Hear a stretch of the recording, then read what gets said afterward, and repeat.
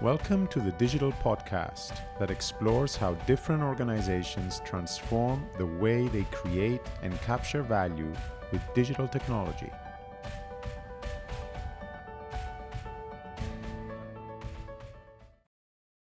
Vlad. Hello. Hello. Thank you for coming to talk to us. It's a real pleasure to have you. Thank you for having me. You've been doing some amazing stuff. Your career so far has skyrocketed, I would say, and you should be proud. You should be absolutely proud. Thank you. And it's a great pleasure to have you to talk about data strategy, data transformation, your favorite concept of data culture. All of these things I think would be great to cover in the podcast. So why don't we start with you introducing yourself, telling us a little bit about how you started, where you started first, where you are now, and a little bit about the projects that you've been involved. And if you don't mind, I'll interrupt you to maybe derive some more details from those projects. But maybe a general introduction of where you started and how you got into data and data strategy. Okay. Yes, it's been a short but tumultuous journey. So I'm Vlad Jiman. I'm currently the Director of Data at NBrown, which is a top 10 UK clothing and footwear digital retailer. But my first proper job back in the days, about 7 years ago or so, was at Vauxhall. So Vauxhall was owned by General Motors back in the days, and this was down south in Luton, and I was a forecasting specialist. Basically, my first job was trying to play with some Excel spreadsheets to understand how many vans we're going to sell next month. And after that, I've done an internship and eventually got a graduate type job with UBS, the investment bank in London. That was an operations type, sort of middle office type job. But that's when I got an interest in data. There was an article back in, I think, 2011, very infamous rather, article in Harvard Business Review that says data science is going to be the sexiest job of the 21st century. And that article has actually been so instrumental or detrimental, depending how you look at it, for the industry. But it impressed me as well. And on the back of that article, I got into self-studying effectively, trying to understand how data works, data science, automation, machine learning works, all that kind of stuff. And I got to a point where I went to my managing director at that time and I said, look, I'm super interested in this thing. Can you please give me 3 months, a bit of money, and I'll do something interesting? And he said yes, actually, which is very surprising at that time. This is an operations department of an investment bank that was pretty much in the mature phase of a sort of cost cutting. There was a lot of outsourcing. Why would you say yes to a kid effectively that wanted to do something completely different? I wasn't in the tech department. Data science wasn't even a thing back in the days at the bank. And with that, I created what effectively was at that time one of the first data apps or data applications or machine learning based data applications, which was, now it's simplistic, but back in the days it's effectively a classification of when emails would come into a particular team, who should look at them. Effectively. And that was almost my first stab at data, and I was absolutely hooked. I thought I want to do this for my actual job. And I quit investment banking. I moved out of London. I was doing the CFA, which is a pretty difficult, gnarly financial qualification back then. I quit that as well. And I moved to Manchester, to a very small company at that time. It was called the Hood Group. They used to sell, protein and lipstick effectively. And it was based in Northwich. And I remember the first day I moved in and I sat on a broken chair next to a socket that was half out the wall. I thought, what am I doing with myself? I just moved from the city of London. But it was great. It was a great journey. And I joined effectively as a machine learning specialist when there was no infrastructure, strategy, culture, anything really to support what a machine learning specialist or data scientist nowadays would have to do. And I thought, well, I'll do it. If it doesn't exist, I'll just put it together. And the Hood Group at that time was extremely supportive as a company. They were growing immensely at that time. And by the time I left the Hood Group, I was the head of data science. I had a team of about 30 plus people. Some of it was in America, so it's quite a good presence, and it touched some of the disciplines that existed that people didn't know that data needed to have, whereas now we do. So I had a data engineering team, an experimentation team, a BI team, etc. And by the time I left the Hood Group, actually, it was the largest IPO in the history of LSE. So the growth trajectory of that company from when I joined to when I left, it was immense. And I think that to some degree boosted my own momentum as well. When I joined Pizza Home, whom again, I thought at that time when I joined, I thought, my God, a dinosaur, bricks and mortar, they sell dog food, right? I was so wrong. And I joined as the head of data engineering. I had some sort of premonition almost that in the industry, it's going to shift. The industry was very, very hyped towards data science, probably because of that article. The industry was slightly changing towards what we see as data engineering, or the sort of infrastructure governance side of things. And I thought, well, I want to have credibility on my CV in that space as well. So I spent three or so years at Pets at Home. 4250 company is actually big. It's actually a lot younger than I expected, a lot faster paced than I expected. And we did a pretty huge data transformation. It was one of the first few 4250 companies to have a chief data officer, a chap that came from Royal Mail. So I ran the engineering side. There was another chap that ran the analytics side, and we had a CDO. That's a big thing in the industry. And we ran a pretty successful transformation. It was well known in the industry, well publicized, award-winning transformation. And after we did that at Pizza Home, I thought, well, we've done the job now. I want to do this on my own, almost as in at the highest level possible. And that's when NBrown knocked on the door and said, we want to take data seriously. Do you want to help us do this? And I moved to NBrown. So I report to the CEO now. I run one of our 5 strategic pillars, which is establishing data as an asset to win. I run the group data function, which is again is a sort of, it reports to the CEO, and I have written and run or execute on the data strategy. I know that was a long intro, but that was my whole career in 2 minutes. Wow, thanks for that intro. And what's impressive is you started with a bank, or I should say earlier with the Vauxhall Group. But then with the bank, quite big, cumbersome, incumbent, right? Then over to the Hat Group, which is essentially a startup, and to an IPO. And then you moved on. But across your experience, I would say you focus primarily on retail services, right? Would you agree with that? I would say that the vast majority of my experience in data would be on retail, whether that's bricks and mortar or e-commerce, yes. So what's so special about retail? It's extremely fast-paced. It's so fickle, in a sense, because of consumer changing attitudes, right? People want to shop differently, almost from month to month. They have different habits. When COVID hit, that meant that you had to operate a whole business completely differently. When inflation hits, then you operate your business completely differently, and you have so many levers to pull. And that's why it's interesting. It's actually, I think, a very complex business. Many would say it's simple. You sell, a lipstick, you sell a dress. But I think it's very complex to be able to keep abreast of changing consumer attitudes all the time, especially when you're a big company. To your point, it's very difficult to move a tanker. And to a large degree, I think data is the thing that gives organizations agility. And I firmly believe that. I remember being in a board meeting with a PLC, and the chairman asked, "What are you going to give this board, Vlad, with your data transformation?" And before I answered, the CEO said, "Agility." The only organizations that will survive today, the organizations that are able to adapt faster than the other organizations. And this is why we need data.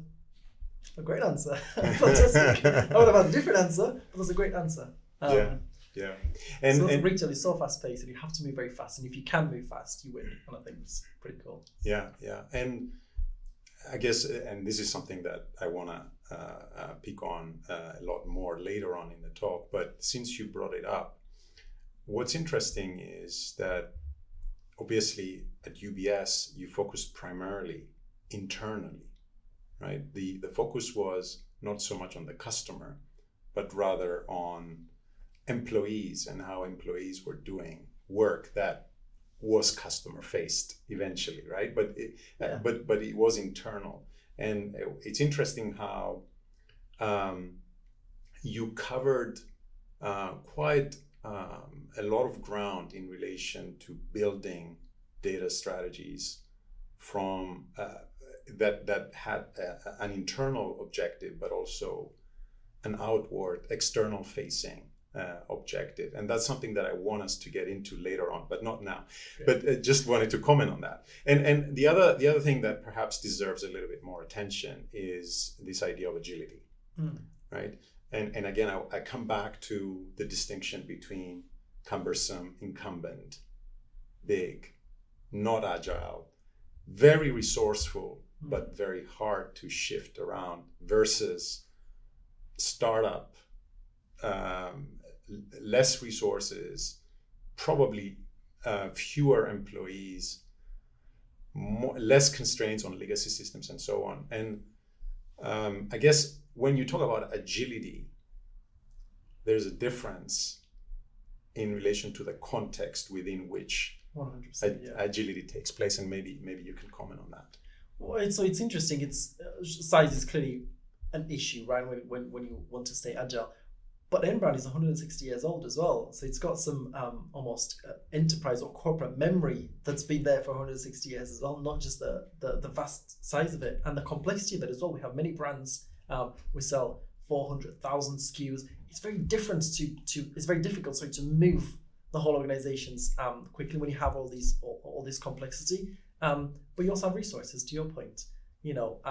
So one of the embedding agility within a business is not, there's no one trick that you can do it, right? Data, I think, is an absolute enabler or critical enabler. There's other things you do, and most of the organizations nowadays go down we call it the enterprise agility route, which some of you might be familiar with, almost the product management way of thinking or way of organizing, particularly tech teams or data teams as well. We're going full scale. We're actually organizing the whole enterprise within the enterprise agility model, where we have domains, for example, the finance domain versus the data domain. We have tribes. This is kind of a Spotify type model that was created a while ago. We have these tribes, for example, mission tribe. A mission tribe for us would be, we have a mission to build this analytics platform, which then feeds the wider data strategy. That's a whole tribe of multiple squads that have been put together, that is managed by a tribe lead that has product managers for each squad, etc. So we have done this across the whole organizations, from people in the studio to people in finance to people in tech that might have been used to this as well. And that has to happen across the whole organization from the top. It has to have that credibility, a bit like data. And I'll talk about this all the time at conferences and everything. Data cannot not report to the CEO. If it's in tech, if it's in finance, if it's in marketing, it just doesn't work. It has to have that level of gravitas. Same with agility. And I think when you put the two together, which NBrown is doing, which I'm so excited about, I think you have something special. I mean, we will finish the project in 2-3 years. You'll see how that worked out now, but I'm very confident that it will be pretty special. So agility is, you also need to think about the resources that you have. Startups don't have these resources unless they're very, very well funded, though they might have the agility that is given by the small size, but they will need to scale anyway at some point. You see some of what used to be startups, Ubers and deliveries and some of these companies, then now they have become big. And are they agile anymore? It's difficult to tell. They would have had that agility purely because they were small, rather than because they've done something to ensure agility at scale, which I think is the difficult bit to gain. Yeah. So what does it mean to create a data strategy?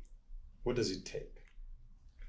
So it's so interesting, because when I joined, so technically before NBrown, I didn't put an actual data strategy together. I was part of various data strategies, but it wasn't my sole responsibility to actually do it and convince everybody that this is the right thing to do. And sometimes you can say, I'll just go on Google and search, give me a data strategy. And then you realize that actually a strategy is bespoke to the context and the business that you're part of, to the experience that you have, to the people that you have around you. Everything is unique about a data strategy. But I think there are some elements that are common, or some of the things that you think a data strategy should cover. It should be enterprise-wide, first of all. You cannot transform a business if you start with a small pocket off, that's resource, influence, gravitas, etc. It has to be thought of as a group-wide, enterprise-wide transformational thing to start with. Obviously, a data strategy sits within the wider business strategy. Like us, for example, we have, as I said, 5 key strategic pillars. One of them is data, and that's kind of the area that we look at. But it has to be a strategic pillar. And that's generally now most of the organizations that are becoming what is called in the industry data-driven. They would have had some sort of shareholder pressure that would have said, you need to take data seriously. They would have then elevated some sort of strategic pillar to for data, and then that's kind of how the whole thing starts. I've seen this pattern for a few companies, including Pizza Home when I joined them as well. And a data strategy to me, so one, has to be at the top level, and it has to be comprehensive. And when I say comprehensive, to me, it's often that in the industry, say 2, 3, 4, or 5 years ago, people would have overinvested in what was known as data science back in the days. And 5 years later, they would have realized that actually they haven't received the expected return on that investment, because they haven't realized that actually data science is but one discipline of a wider sort of data domain, data function, data strategy. The way I've approached the data strategy for NBrown, so almost a big digital retailer, if you don't call it that way, though I think there are elements that are very similar in other companies as well, is across 3 pillars. I think people need to think of the operating model. So, I have created the group data function. The group data function has 5 core disciplines, as we call them: data science, data analytics, visualization, engineering, management. So how do you organize yourself? So what capacity do you need? What capabilities do you need? How do you integrate yourself with the rest of the business? You cannot be a silo. You cannot be an ivory tower within the business. How do you fall in line with the enterprise agility model that I mentioned earlier? How do you set your remit and responsibilities? What rights do I have to go to parts of the business and say, no, you have to do this way because I want to, versus other parts of the business telling me what I have to do because that's what they want to. So that's almost the operating model. The second one is the technology piece. Super important. Everybody says, oh, data isn't about tech. It isn't about tech, but tech is also extremely important. You have to think about that as well. So the second pillar for us is called the analytics platform. And this differs very much with scale. If you're a very, very small business, you're likely going to be enabled by an off-the-shelf solution or a SaaS or PaaS, whatever, something that is already created. When you have scale and you certainly have growth in your future, you may think of building something fairly bespoke, which is what we're doing now. So for us, we're building an end-to-end cloud-native, secure, flexible, modular analytics platform. We think that helps us leverage some of the economies of scale for the whole organization for us. And there's quite a lot that I can talk about that as well if you're interested. And the third one, which you mentioned already, which I'm most passionate about, probably just data culture.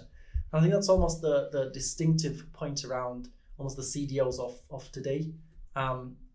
That's probably the one thing that they care most about, which is, how do you not have 1,000 people in data doing data things for the rest of the organization, but rather have 1,000 people across the business that are empowered to meaningfully engage with data to spot and leverage some of these analytical opportunities. And that's, again, one of the things that has been learned within the industry is this scalability. It's the fact that you can have an extremely strong data group, but you still don't get the value that you expected to get out of it. They could create some clever stuff that no one uses. Once you understand, or you become bottlenecks, so you become reporting factories, as they're called. You become all these things that are just not preferable. Once you empower the whole organizations to think and act and operate differently, transformational, huge. But you can't do data culture without the other two. And that's why I think a data strategy has to be extremely comprehensive. And then you get into the nitty gritty, the difficult bits of that seniority of a role, which is, how do you fund it? How do you convince a CFO to pay, potentially tens of millions of pounds for it? How do you convince the other C-suite to care about you? How do you convince the CTO to not encroach on your area and not make decisions that would potentially not work for you? It's quite difficult to get to that stage where you have that level of commitment. So it's not sufficient to write a data strategy, and that is difficult. It has to be credible, it has to be viable. You have to fund it, and you have to convince at least the C-suite and then the whole organization that what you're doing is transformational for them. It helps them. It's extraordinary and has a much higher return than the cost associated with it. Yeah, I can see you're very passionate, and you can talk about this for hours. I love but it. let's break it apart. And I like the 3 pillars because they align very well with digital transformation frameworks. Usually, you have strategy, technology, people, and it sounds like you have that. The operational model is very much a comprehensive strategy, that how operations should take place, how they should be performed. Then you have the technology stack, and then obviously you need to convince people across the organization to adopt that technology stack and implement the strategy. While you are primarily focused on data, I think it fits very well with digital transformation frameworks that I've seen in the literature and in industry. right? I mean, BCG, Deloitte, you name them. They all have very similar frameworks. And I guess this multi-dimensionality of the data strategy, as you said, has to be interlinked, right? Yes. You need to, I think you mentioned buying, you mentioned gravitas a couple of times, which I guess is around building support, making people understand that, having the strategy implemented across the organization is important. It's not just a piece of paper that the CEO has in mind, but no one else understands, and so on. So first, let's start with the operational model, right? I understand that, NBrown is one of the top online retailers in the UK, in the Northwest at least, but it operates in a competitive environment. And I guess a lot of that operation model, or the strategy behind it, has to take into account the business context, right? And the competitive dynamics in the market. So talk a little bit about that before we move on to the technology. What's the strategy? What's the market like, and how does the market drive some of that strategy? But also, what are some of your, initiatives as a data strategist that build on those competitive dynamics to provide something unique for the company? So that's a really interesting question, actually, because there are elements that are driven by the external environment and elements that are driven by almost your uniqueness within the business, and how you become competitive in the market. I think market-wide, one of the things that you don't want to do, especially if you've assessed that you're behind in a data sense or in a data capability behind some of the competition, what you don't want to do is spend or put together a plan that within 3 years brings you up to speed with where they are today, because you're going to be 3 years behind competition. So one of the things that we try to do, and it's quite difficult, there's such a high level of uncertainty with these things, right? What we try to do is pitch it at a level that we think will outpace competition. Now, how you define competition, that's a whole different story, right? So that's one of the things that is influenced by the outside world. What is good enough? And depending on how good you want it to be, it costs a lot more money. And actually, there's diminishing marginal returns to your investment as well. So pitching it at the right level is absolutely influenced by the competition. The size of the investment will be defined by almost the resources that are available to the business today and in the near future for the next 2-3 years. And that depends a lot on your business model. There are fashion retail companies out there that operate on a very, very small margin but high volume. So your Behoo's and some of these other companies. We operate slightly differently, where we have high margins. We also have a financial services proposition as well, where you can spread the costs. And we're one of the few businesses that are fully regulated as well. That gave us a fairly strong balance sheet, which allowed us to actually place a bet on data, whereas some of the other players in the market might have not been able to do it to this degree. So again, that has interlinks with the external environment.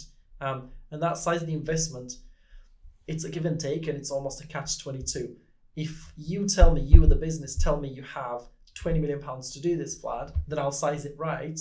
But then I also need to tell you what the right size is for you to give me £20 million as well. So it's a balancing act and a negotiation almost to understand, this is roughly the level of investment that we need to get this. Is this good enough? No, it needs to be higher. Then it costs me more. I don't have the money. Then right size it, and that level of negotiation. It's also the unique aspect of the business itself. As I mentioned, we have a retail and almost a financial services part of the business. What does that mean from a data point of view? Do I need different capabilities? Am I regulated in different ways? And therefore, I don't just need to respect, GDPR, which is almost the main regulation in data, but rather credit regulation as well. What does that mean for resourcing? Do I have to invest more in governance and therefore less in data science? What does that mean for the competitive aspect of it? So there's this extremely complex web and mesh of where do you pitch? Where do you put your bet and how high that bet is? And what's interesting is, I'm sure you've heard of this, the core competency trap, right? That essentially you have some capabilities that you think are core to your business and you hang on to them. and you're always assessing the market on the basis of that core competency. But as you said, and here's where agility comes in, right? The market is constantly changing, especially with data, and the demands are constantly changing. So if you hang on to those core competencies or capabilities, you may eventually run out of steam, right? You won't be able to catch up. You will constantly be under the pressure to develop new capabilities to catch up with your competitors. So I guess part of the strategy is setting a future agenda of what are the likely capabilities that will emerge in 5 years, in 10 years time. And that's how you build your agility map or agility journey, right? You're completely right. And I think that one of the things that we promised, well, I said two things to the CEO. One is that I will create a sustainably embedded data capability. I'm not going to deliver a platform. I'm going to deliver a capability within the business. And the other thing I said is I'm going to make data boring. I'm going to make sure that in 3 to 5 years' time, people are not so excited about the possibilities of data, but rather people speak data already. People are leveraging data already, and it's something that isn't as interesting as it would have been three to 5 years ago. That almost raises another point with core competencies, which is, and I'm sure the literature supports this idea of which bits of the business do you outsource versus which bits of the business do you bring capabilities back in. Mm-hmm. Data is being considered more and more core capability that has to be in-housed, and there's most of the transformation work that is happening nowadays is because organizations would have outsourced a lot of their data and analytics and insight capabilities to third parties, but they've lost that agility. They might have gained some of the benefits of data and analytics, but not the agility to shift that focus towards whatever, when you talked earlier about customer, colleagues, processes, whatever. They've lost that ability to shift it, and I see tons of capabilities in tech and data as well, being insourced again, because it's considered a core capability. If it's a strategic pillar, you think, well, that's clearly a core capability as well, rather than something that needs to be outsourced. Yeah, and I think that's the right time to move on to the technology stack, right? The platform. So you mentioned that depending on the size of the organization, you may have to make different investments, but you want to achieve ideally a cloud-native scalable platform, right? That allows you to constantly generate insights that allow you to be more agile, right? And I guess you can talk a little bit about the technology itself, but also maybe connected to what you said earlier about outsourcing, and where do the data sit and how are the data shared with your third-party partners? You mentioned insurance. I assume also advertisers or other parties that are into the mix. Yeah. And how do you share data with them so that you build those agile data capabilities while protecting what's core for you versus what's core for them, right? How do you balance that relationship between your capabilities and the capabilities of your partners? But maybe start with the technology stack first. Yeah, so it tends to be that almost any data, so I'll talk about the size in a second, but any almost data, or what we call the analytics platform, follows almost a similar format or architecture. You collect data, whether that's from almost some of the internal business systems, your ERP, your finance systems, whatever, or external parties. You mentioned advertisers. We will need to ingest data from Facebook and Google and TikTok and God knows, right? So there's a collection element to an analytics platform. There's a storage element, and there's a huge debate in the industry on how to do that nowadays. You talk about data lakes, data warehouses, lake houses, a million different architectures. There's a transformation element. So actually, how do you clean that data, combine that data, merge that data, interweave, enrich that data, apply machine learning algorithms to that data, generate insight with that data? How do you actually create value out of that data? And there's an exposure element. How do you expose it either back to people, so you as a person in merchandising who wants to merchandise their website better, you want to get access to this insight, or to systems? You mentioned already, well, how do you expose this data back to advertisers, for example? So once you complete that whole loop, I get advertiser data from Facebook, process it, get it back, get some sort of intelligence at the end of it, and send them that intelligence to say target these people better. That's almost the architecture of any analytics platform nowadays. Analytics is interesting because then there's almost the operational flows of the business. There's systems integrations and all that kind of stuff. That's generally not what a data function does. They tend to focus on analytics value add, which is when you combine multiple data sets from across the business to generate something that is almost value add. So for an analytics platform, this is the general infrastructure.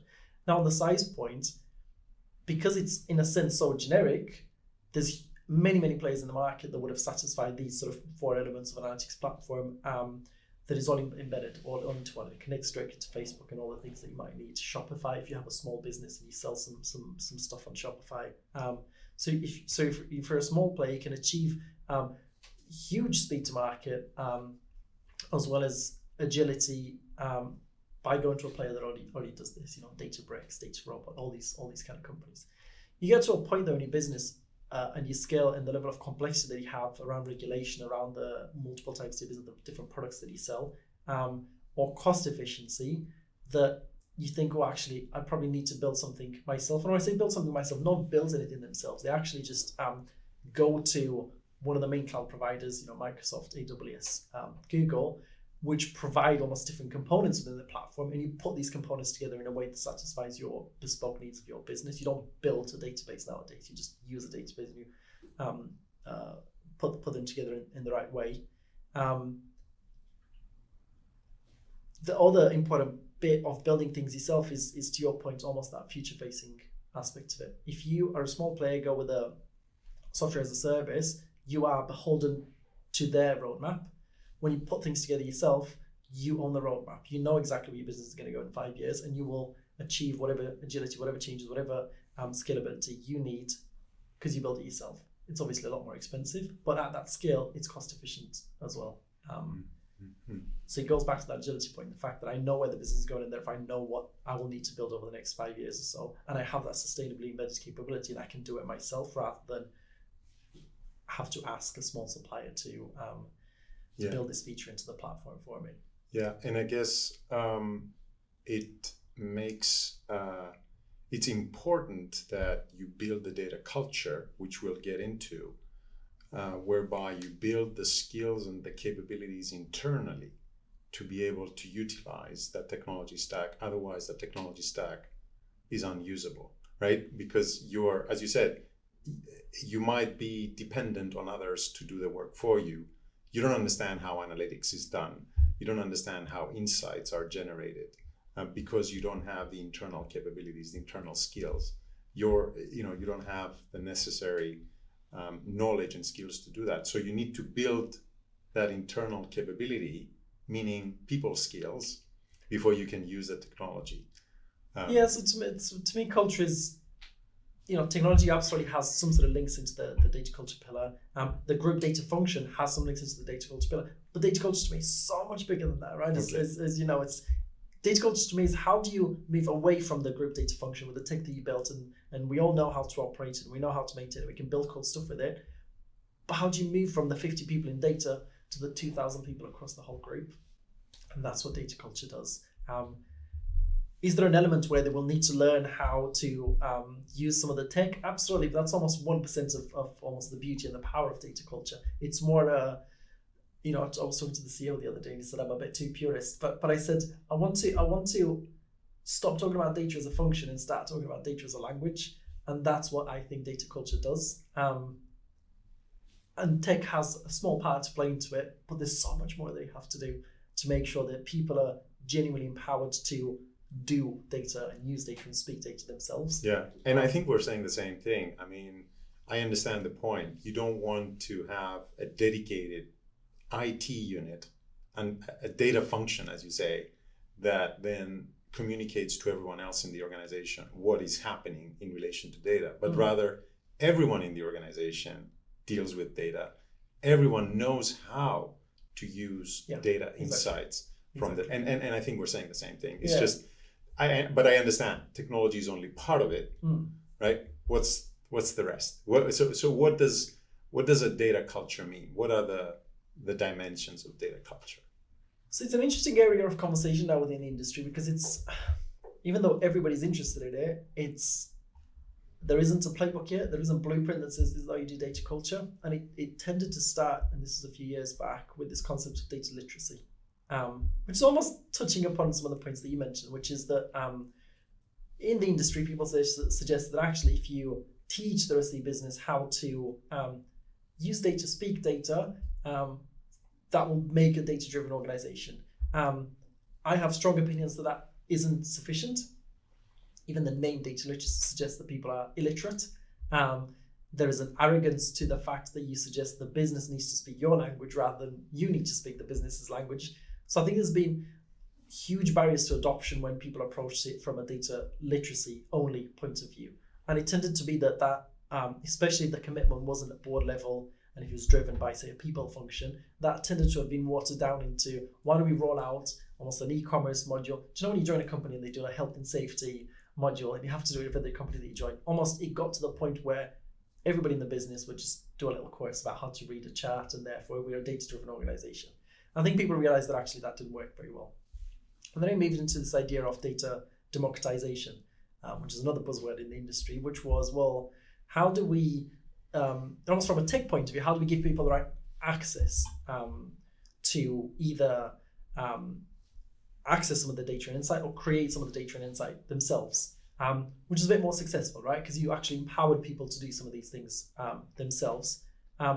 I think there was a missing piece within the industry, and I think that's the framework that we've created now, and I've circulated it at various conferences and meetups. People seem to respond quite positively to it, and I think the missing piece is curiosity. People could have all the knowledge in the world and all the access in the world, but they can't be bothered. They can't be bothered because they have their day-to-day job that they have to do in the ways that they already have their processes, and they just can't be bothered to actually utilize data in a way that would have eventually added value to their, hopefully, satisfaction as well to their job as well. So at NBrown, the way we define data culture, well, one, we have a very, very tight definition, and every word means something, which is that how do we empower our colleagues to meaningfully engage with data to spot and leverage analytical opportunities? This is almost the tagline of what we think data culture means. And every word means something meaningful. What is meaningful engagement? What does that mean? What makes an engagement meaningful versus a shallow level of engagement? What is engagement? What does that mean to engage with data? What does it mean to spot analytical opportunities? But anyway, so for us, we define this across a trifecta of categories. So we talk about curiosity, access, and knowledge. Knowledge, as I mentioned, was the data literacy of old. People will need to know technical aspects of data to be able to meaningfully engage with data, absolutely, but it isn't sufficient. People will have access to not only query a database or read a report, but they'll also be able to create their own reports. They'll be able to create their own parts of the data warehouse. So almost that's the data democratization bit. And the last bit is curiosity. How do you engage? How do you get the whole organization to care? It's as simple as that, to care about data. And there's a whole host of initiatives that we have in this space. And because it's such a unique thing, no one's really done it in this way before. We're trying to find our feet as well. But one of the main initiatives is this idea of a data community, which to us has an internal and an external aspect as well.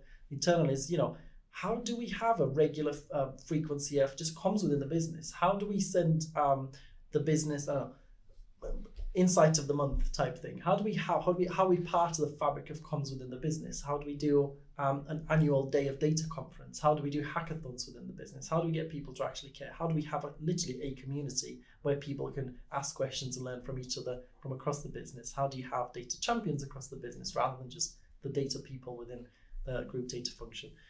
So there's this idea of how do you shift and move the whole organization, almost the tail wagging the dog, instead of we have a very powerful group data function, which could be comfortable but not necessarily impactful for the rest of the business. Yeah, I like curiosity, access, and knowledge. I think it's catchy. I guess employees that deal with customer-facing applications would probably have more curiosity to ask different types of questions that could potentially lead to more personalized services, more personalized products. But when you're dealing with employee facing, right, employee to employee, function to function, team to team, I guess there's so much that you can do with data that would push you to the next level, or maybe I'm wrong. So what I'm trying to say is curiosity for whom and for what.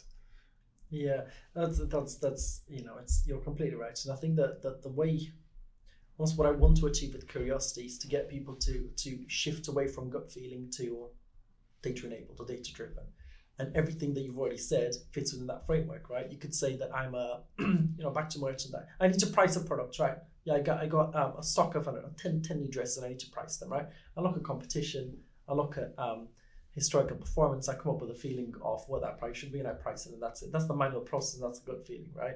At NBrown, for example, we have this process that's almost completely empowered by data. We, as in the data science function, have modeled price elasticities historically, and we take into account competition, seasonality, all that kind of stuff, to suggest the best price based on what it is that the merchandiser needs. Do they need more margin? Do they need more market share? And how much do they need? And that automatically prices hundreds of thousands of products. That's the difference between gut feeling that isn't necessarily scalable or data driven, and the curiosity to have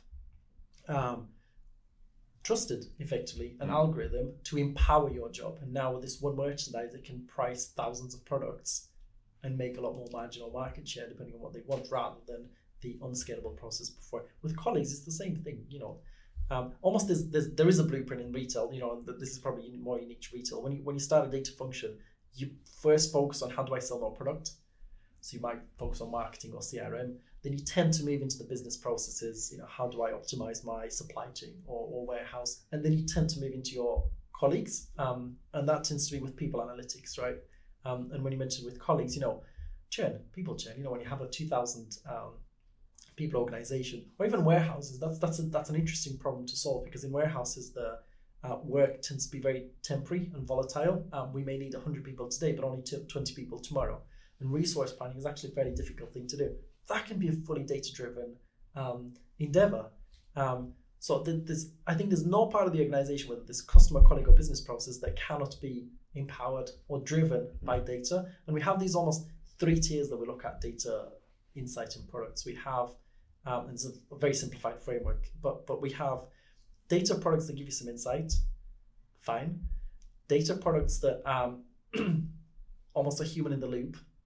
So they could make a decision for you, but you have to press the button or agree with something. And then we have fully automated data-driven decision making as well. Almost these 3 levels of, well, how much data do you want in your process? And it tends to start with the first one, and that's how you build trust, right? So for example, we have a employee churn modeling of trying to anticipate when someone may quit the organization, what we could do, what levers we could pull to, retain people.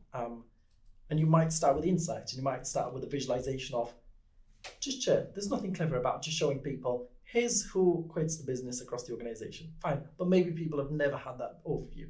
And then you start to predict and say, we think this person may leave in the next 6 months, but we're not going to do anything about it now. We're just trying to see whether the algorithms actually work and the modeling works. And then you have suggestions of, maybe we should increase this person's pay, or maybe we should move this person, or maybe we should have a chat with this person, or whatever. And then eventually get to the point where a lot of it, probably because it's colleagues, it's probably going to be human in the loop, where someone will have to, and there's loads of regulation, etc. Someone will have to at least analyze some of this data before they take an action. But you can see how you start from very, very light touch, and you get to the point where actually, as an organization, we feel fully data-enabled, data-driven when it comes to colleague or people analytics. Brilliant, fantastic, right? And then you attack a different area of the business, because now this is embedded capability, so it's not a one-off. You've invested, you embed that capability through data culture, the people team themselves feel enabled, empowered, and you move on and you focus on another area. I think that's the beauty of it. Yeah. And I think the notion of trust, obviously in retail, I think it's more, and correct, please correct me if I'm wrong, it's more easily built. In what sense? If you compare retail with healthcare, with financial investments, with monitoring and maintaining manufacturing systems that, if they break down, they could be energy spills, environmental disasters, etc. You're dealing with a different type of risk, and because of that, trust is more easier or more easily built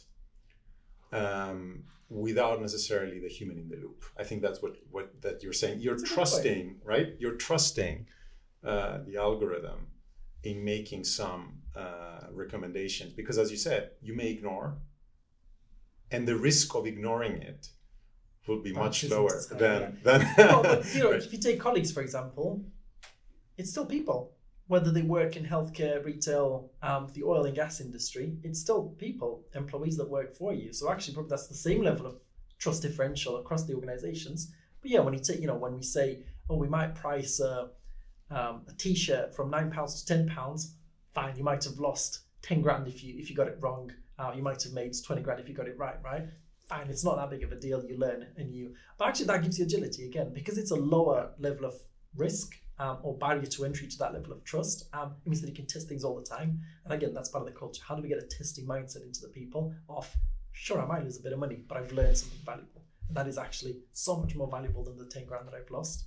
And getting an organization to that level is very difficult. Actually, that's, as a top tip for data strategies, getting the right C-suite to really buy into what you're doing is essential. Yeah. So for our case, the CEO for the retail side of the business, she really buys into what we're doing, and therefore she's willing to risk some of the money, some of the P&L that she has to run, and promises that she makes to the CEO, because she knows the value that she will get at the end of it. So in that sense, I think we have more agility because the level of risk perhaps is a lot lower. We do have a financial services arm to the business that is heavily regulated within the UK, and therefore the risks there are a bit higher. And even so, I know you have GDPR when you work with customer data. Accidentally working with that data in the wrong way could land you immense fines as well. So there are some risks involved in the data world, but perhaps less in retail than in oil and gas. Absolutely. Yeah, this is a question that I wanted to get into later on, but we might as well get into it now. You mentioned, and this is where I want to build the notion of the data ecosystem, right? Your partners, your customers, all the third parties that you interact with. And you're building this trust in the data and the algorithms behind the data that are making the recommendations to essentially personalize. I guess one of the aims, not the core aim, but one of the aims is to personalize insights for specific customers, maybe even individual customers. Yeah. I don't know. Yeah. I guess there's a fine balance between personalization and data governance in relation to privacy and the security of data, right? And how do you achieve that? How do you achieve higher personalization without hurting the privacy of your customer data or third-party data or partner data, whatever that data is that is allowing you to make those leaps into developing new innovative products and services? So two things. One, you used to have segmentation, which is almost a big segment of people. Your most valuable customers, you treat them a certain way. Then you have micro segmentation, which tends to be about 100 cohorts of about 100 people. And then you have personalization. Personalization is by definition almost unique to the individual. That's almost the starting point. And then GDPR is actually a wonderful thing for personalization because it levels the playing field. It actually tells you exactly what you can and can't do, and it actually makes it easier to work with data. Even though most people think, bureaucracy, it's horrible, I need to invest too much money to comply with all these rules, it makes it easy. GDPR allows you to do all the work that you need to do at a personal level with the customers, as long as they consent to it. And that is the key thing. Can you build that trust with your customer to give you the data and consent to you using that data to create personalized products? That's almost the spirit of the law, and it's a principles-based law as well.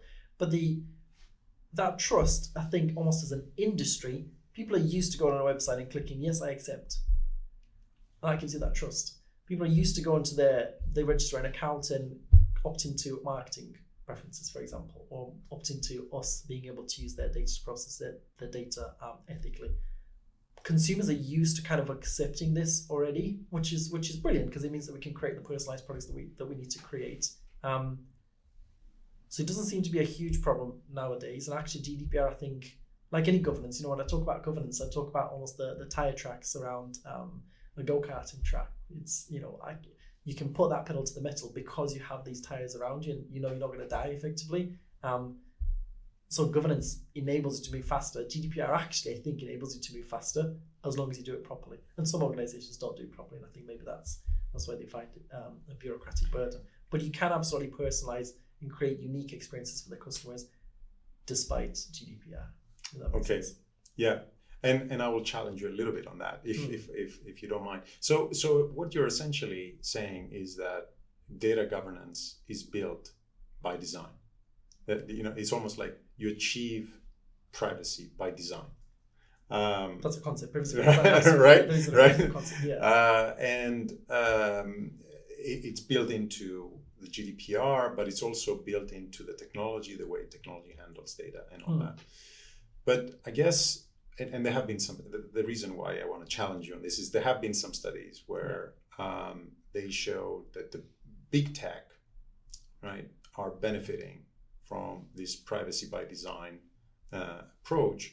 They are essentially benefiting from GDPR because they can work around the GDPR and all the technical parameters, whereas the smaller advertisers, the small brands cannot. They don't have the scale, they don't have the capacity to move between platforms, to get data from multiple different places, combine them, generate the insights that they would need. Yeah. The small brands. You're completely right. Right. So you're completely right. So when I say personalized experiences, that is 100% within your ecosystem. That is what they consent to. All the data that I can capture about you is brilliant. I cannot easily bring in outside data about you from third-party suppliers to further personalize your experience or personalize your experience outside of my ecosystem. Absolutely. And there's a huge differential in power between big tech that would see the world rather than my little bubble. Absolutely. And I think that's different because you interact with Google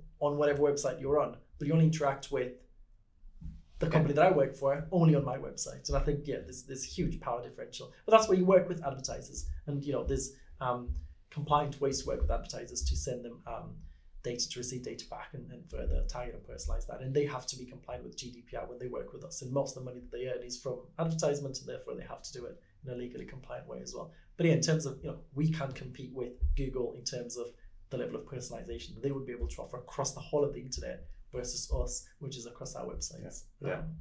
And there's an interesting dimension to that. In recent years, a lot of retail organizations have been working with influencers, right? On various different platforms. It's almost like a bottom-up approach to the top-down dominance of these big tech companies, right?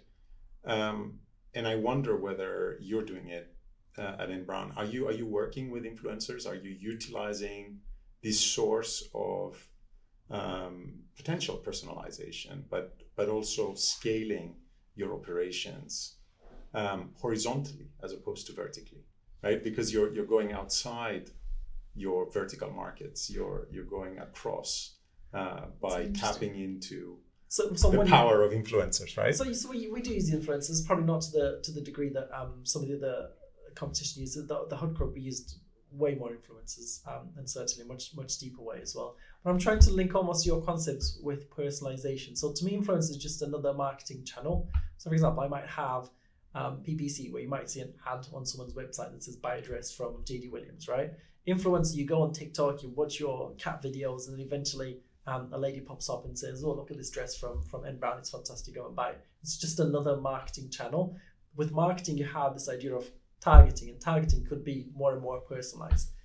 An influencer actually isn't personalized because an influencer is almost a segment. You have a target audience where you know that influencer can reach, and you think that target audience is relevant to the product that I sell, and therefore I will pay that influencer some money to promote my products. PPC is actually probably one of the most personalized things because Google will know your interests across your whole digital life, and therefore will know when to show you my ad rather than someone else's ad.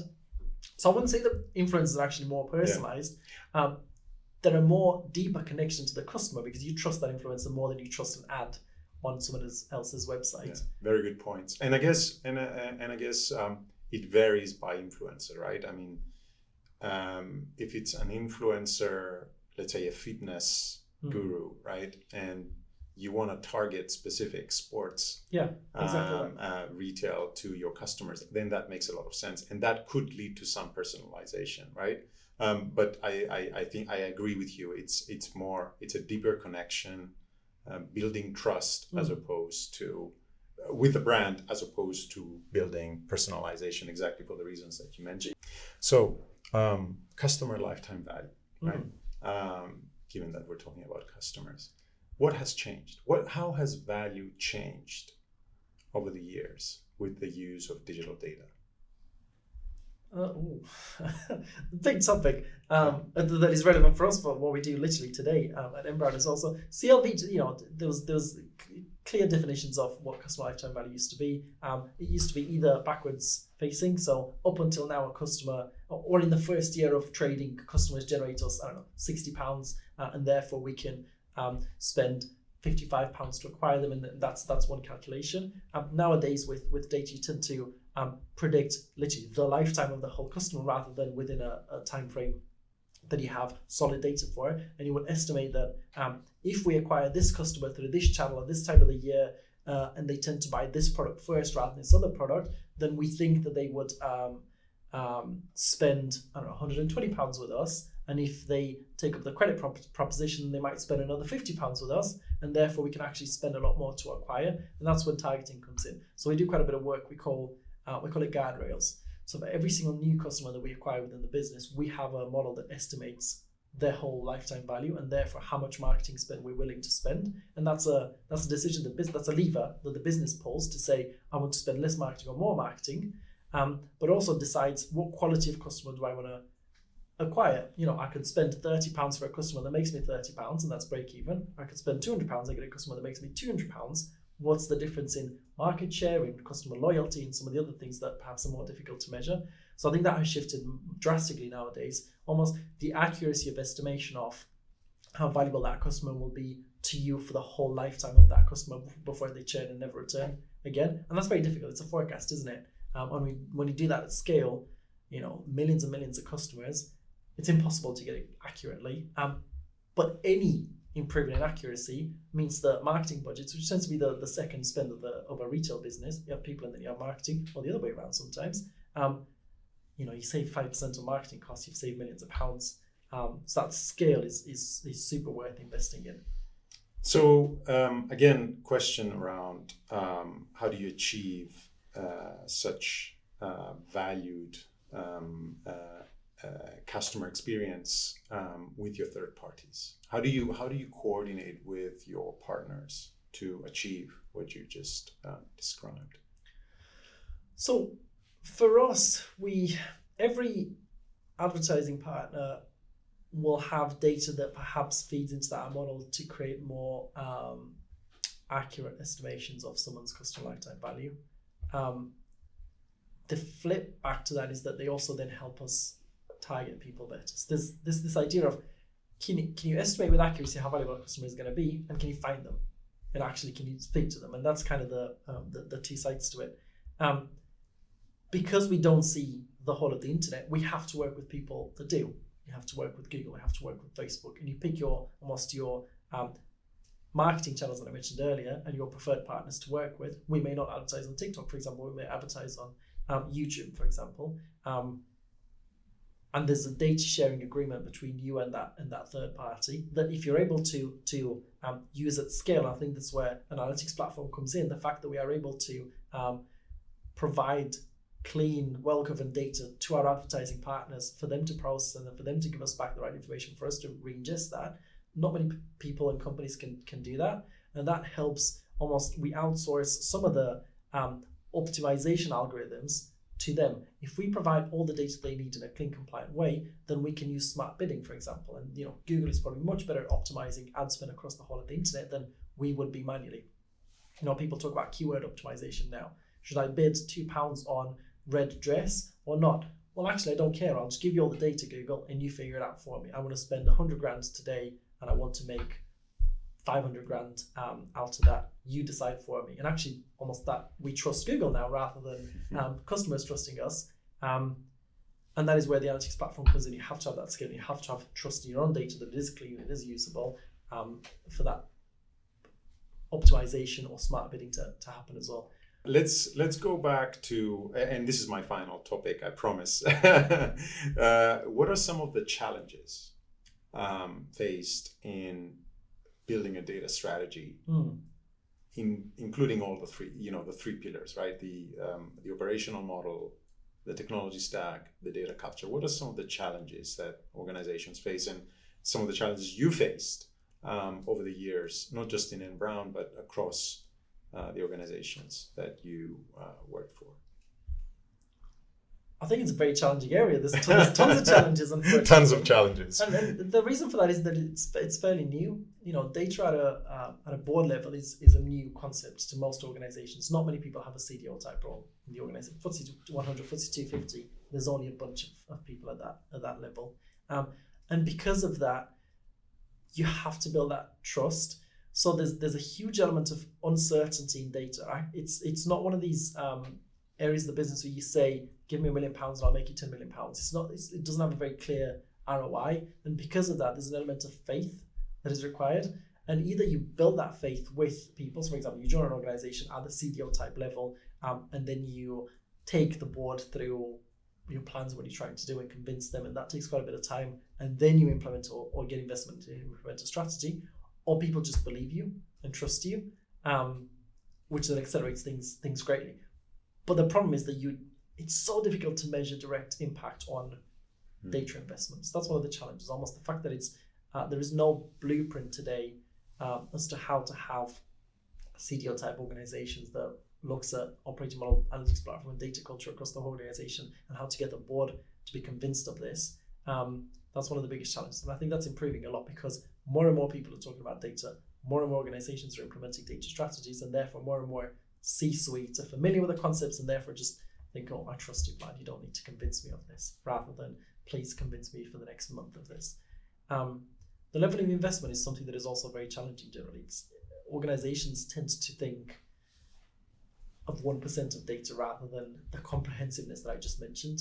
And it's often that if the CFO's initial almost anchor is, oh, I'm probably going to spend X amount, and you come in and say, I probably need 100X that amount of money, and this is why, there's a huge gap that you need to bridge. So investment is actually quite difficult. Buy-in, data culture, and that's why I think it's so important. Buying from a C-suite level, I mentioned the retail CEO, because this individual is extremely curious about data and understands the value that data can provide to her business and how to commercialize it. For us, it's a very easy entry point into, all right, we can do so much stuff in the retail space. In most organizations, you have the first job that you have is to get the C-suite on board, or to get the PLC on board, even worse sometimes, because they don't get it. They can be in favor of data. They can say, oh, data's fantastic, brilliant, but you need people that genuinely drive what you have to give into their own business. And do you think that requires smaller, because in the past, and again, I'm talking more from the point of view of digital transformation programs, right? So in the past, in order to build that support, you would go and run pilot projects right? But that wasn't the best solution either, because you ended up with multiple different pilot projects here and there, none of them interconnected, right? Yeah. And then you had to get rid of them to have like a comprehensive strategy. Yeah. So it's a double-edged sword, right? On the one hand, you need to show results, return on investment, but on the other hand, if you do it too small scale, you run the risk of then having to integrate it across the organization. So how do you do it? How do you build political support in the organization? That is probably one of the biggest challenges, because you can for example, as a director of data CDO, you would know, God, I can get so much value if only we started. I could do so much quicker if we did a full transformation to start with. But if people don't believe you, then to your point, you have to show incremental results. But if you show incremental results, that's almost sunk cost, because you then have to scrap all that and rebuild the whole thing. And that's why, before I joined NBrown, the 6 months level of due diligence that we had to do on each other was pretty much, what's the level of commitment that you have towards data? Is it high enough for me to start with the transformation directly, or is it low enough for me to start proving to you that there is value in data? And that is unique to each organization. And that's why it feeds back to my point of one of the biggest challenges in getting the organization to buy into what you're doing. We also have this concept of run, grow, and transform. I think we talked about this before, of almost 3-speed delivery of value. We will do things that we need to keep the lights on: regulation, basic analysis for the business, some critical reporting, executive reporting, whatever. That's what we call run. Then we have transform, which is almost the big, let's build a big analytics platform, let's change the whole organization, how they think about things. And then we have this variable element in between, which is, for us, is called grow, which is, can we build data-driven or data-enabled use cases that have almost a more direct ROI? Can we improve our marketing optimization? Can we improve how we price products on our website? It's almost grow type work for us. That way it's easier to then convince the business that you don't need £30 million today. I'll come back to you in 5 years with a great, fantastic analytics platform, but rather we will have some immediate value, we will have some medium-term value, and we have the transformation, which will shift the whole organization. That's quite a good way actually to get the board on board, but it helps if they're already bought into what you're trying to do. I like that. Run, grow, transform. Yeah. Another catchy slogan. Rule of 3. It's a rule of 3, right? It's always 3 a rule of pillars, 3. trifecta for culture, run, grow, transform. It's people ingest some of these concepts a lot easier if they're catchy, right? Almost is the politics of some of this messaging. Yeah. So legacy systems, legacy skills, legacy units and functions. How do you get rid of them? How do you transform them, or how do you get rid of them, right? I guess depending on the organization and where the organization wants to go, right, you will be in a dilemma to either transform or to get rid, right? And what are the challenges of that? Again, it starts with the level of investment, because ideally the best thing that you can do is what we call, for example, a near greenfield transformation. So brownfield would mean that you have all this legacy infrastructure, and then you might, for example, lift and shift, and then you might start tweaking and transforming and eventually get to a new version. If you have the level of investment and commitment within the business, you could just build a new world right next to it, and then eventually move some of the things that you might need from the legacy infrastructure and let suffocate the old world and let it die effectively. This is more costly because you eventually have 2 worlds running or being built at the same time, running at the same time, more expensive, but it means that you can unlock the benefits of the new world much quicker. When you move to the cloud, you can either sort of lift and shift some sort of infrastructure into the cloud, and fine, you may achieve some sort of operational benefits, but as a concept, the architecture of that doesn't take advantage of what the cloud promises to do. Whereas if you build something cloud native, then you get that scalability advantage. So that's the difference with legacies, the way we're doing it. And that feeds into people as well, which is actually a very difficult thing to do. You have people that have an extreme amount of organizational knowledge, but maybe the technical skill set that they have is not necessarily the most appropriate for the new world that you're trying to build. But then if you go on the route that we're going, which is that you have 2 worlds operating at the same time, then you still need people that know the legacy infrastructure and the business, but you then still need people to build a new business, and at some point one will have to transition into the other. I think this is probably the most compassionate way to do it, which is that people have sufficient time to make choices. People will choose for themselves whether they want to reskill, or they want to leave the organization, or whether they need some other additional support. But it's also, again, the rest of the business that has to shift. It's not sufficient that I have a new technology and I have people in my team that are able to operate with that new technology. How do you shift the whole organization from a way of thinking where you are focused on gut feeling, the legacy, that's legacy for us, gut feeling versus data enabled and data empowered. Get back to data culture. So legacy has so many aspects, but for us, we're probably going for the gold standard, which is you build a near greenfield world next to it, you pick the bits that you're still interested from the old world, and then you let the old world die effectively. Yeah, and what's interesting and what's powerful about the notion of data culture, I think, is that if you build the data culture and you become mature enough, the next time around, the next wave of transformation, you're in a more ready position to take it on face 100%. to face, right? And almost data then enables other types of transformations. There could be, digital transformation. You could say that encompasses data as well as sort of technology transformations, but in other organizations, the digital transformation would almost be very separate to data. And actually, one data enables the other one. You may want to change, for example, the platform that powers all of your websites. So that would be a huge thing for the business. Had you done your data transformation before and people are well versed in using data, then that transformation for the digital side of the business is so much easier because you have the right transparency and understanding how it performs and how to, what next steps to make. So I think having a powerful data capability internally allows you to keep transforming the business, which then goes back to the agility point. But even in data itself, I talk about this phase 0, phase 1, and phase 2 data transformations. Phase 0 is when people used to have some sort of data teams, maybe in finance, marketing, and they used to do data type work. Phase 1 is when you bring all of that together into a one pillar, strategic pillar, data strategy, data function, which is kind of where we are today at NBrown. And phase 2 is effectively once you've done all that, almost you just leverage what you've built into creating uniqueness for your business. Whereas now we're just creating a capability, some sort of agility within the business. Phase 2 is pretty much when you make all the money from the original investment. And we're not there yet. We're at phase 1 today. We're trying to bring everything together and create this sustainably embedded capability. Vlad, thank you so much. It Thank has you. been a great pleasure. I've learned so much, and I'm sure as you're going, this is going to grow. The idea of data culture, I think, is going to become big. And thank you for sharing that with us. No worries. Thank you for having me. I love talking about data, as you can see. So thank you. Thank you.